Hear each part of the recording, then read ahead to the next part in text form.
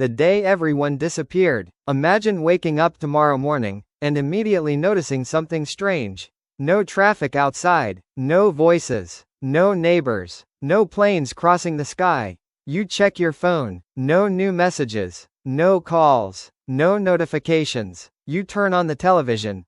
Every channel is either frozen or completely silent. You walk outside. Cars are sitting in the middle of the road. Some still have their doors open. A bus has stopped at an intersection. Coffee cups sit untouched on cafe tables. But there isn't a single person anywhere. You start shouting, "Hello?" Nothing answers. You run from building to building. Apartments are empty. Stores are empty. Schools are empty. Hospitals are empty. It looks as if billions of people simply vanished at exactly the same moment. Then the realization hits you. You might be the only human being left on Earth. At first, you panic.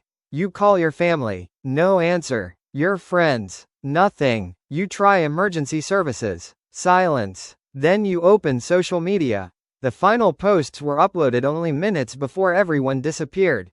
There was no warning, no disaster, no explanation. Humanity simply stopped existing. But during the first few hours, something unexpected happens.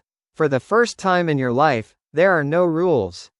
You could enter any house, drive any car, take anything from any store. Money has become completely worthless. You could sleep inside the most expensive hotel in the city, or walk into a luxury mansion and call it home. For a moment, being the last person alive almost feels like absolute freedom. But that feeling doesn't last long, because modern civilization was never designed to operate without humans. Power stations begin shutting down. Traffic lights stop working. Internet networks start failing. Unattended fires spread. Water systems begin losing pressure. Within days, entire cities could go dark. And then there is another problem. Nuclear power plants, industrial facilities, dams. Millions of machines are still operating, but nobody is controlling them. You realize that surviving isn't going to be as simple as finding food and choosing a beautiful house. The world around you is slowly beginning to collapse. That night, the electricity suddenly disappears. The entire city becomes black. For the first time, you see the night sky without millions of artificial lights. It's beautiful, but terrifying, because now you understand the truth. Humanity hasn't just disappeared, civilization is disappearing with it. And if you want to survive, you'll have to learn how to live in a world that no longer belongs to humans. When nature takes back the world. A few days have passed, and the city you once knew is already changing. Without electricity, elevators have stopped. Subways are flooded with darkness. Gas stations no longer work. Your phone is almost useless. And every night, the silence becomes harder to ignore. You quickly realize that food isn't the biggest problem. Supermarkets contain enough canned and packaged food to last you for years. Medicine, clothes, tools, everything humanity produced is still here. But keeping yourself alive requires something much more important. Clean water. Without workers maintaining pumping stations, the water supply eventually begins to fail.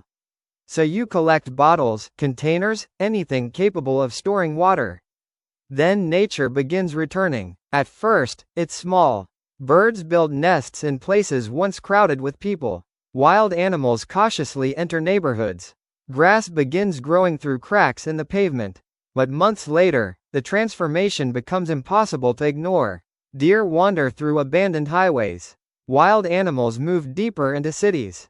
Plants climb buildings. Without maintenance, roads begin cracking. Storms damage structures, and nobody repairs them. Cars slowly rust where their owners left them. The world isn't ending, it's simply continuing without us. Years pass. Trees begin swallowing streets. Some buildings collapse. Floodwater enters underground tunnels. Cities that once seemed permanent slowly become enormous ruins. But your greatest enemy isn't nature. It's loneliness. There is nobody to talk to. Nobody to laugh with. Nobody to argue with. Nobody waiting for you anywhere. You begin leaving messages everywhere you travel. On walls. On roads. Inside buildings. I'm alive. Just in case someone else is out there. You search radio frequencies every day. Nothing. You travel through abandoned towns, looking for smoke, lights, footprints, anything that could prove you're not alone. Then one evening, while searching through an old emergency radio station, you hear something.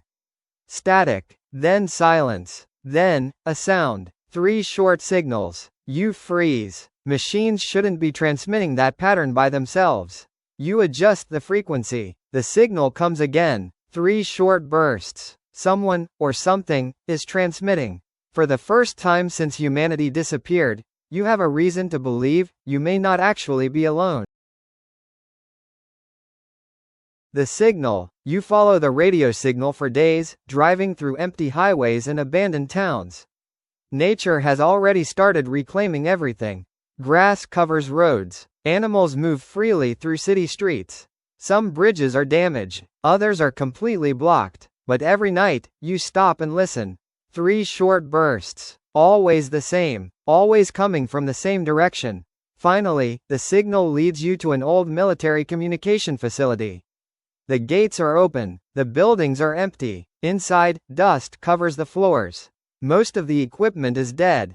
But one room still has emergency power. A radio transmitter is active. You rush toward it, expecting to find another survivor. But nobody is there. Instead, you discover something strange. The signal is automated. It has been repeating for months. Your hope disappears instantly, until you notice something else.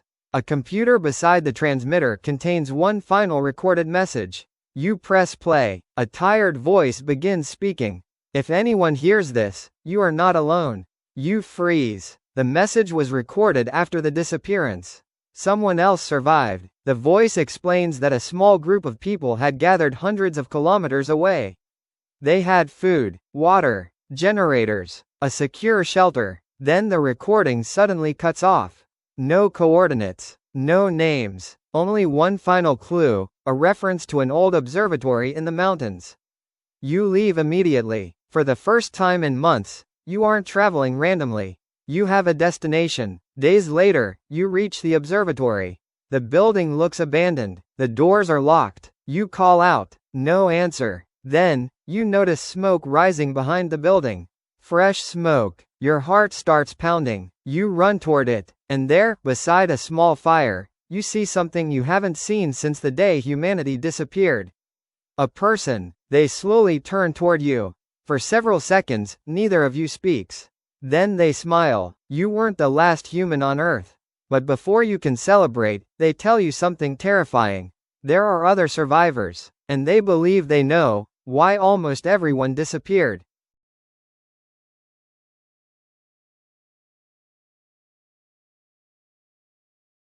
The last survivors. The stranger takes you inside the observatory. And there, you find 5 more people. For months, each of them believed they were alone. They came from different cities, different countries, different lives. But somehow, all of you survived the exact same event. Then they show you what they've discovered. On the night humanity disappeared, satellites detected a strange burst of energy surrounding Earth. It lasted less than a second. Immediately afterward, billions of people vanished.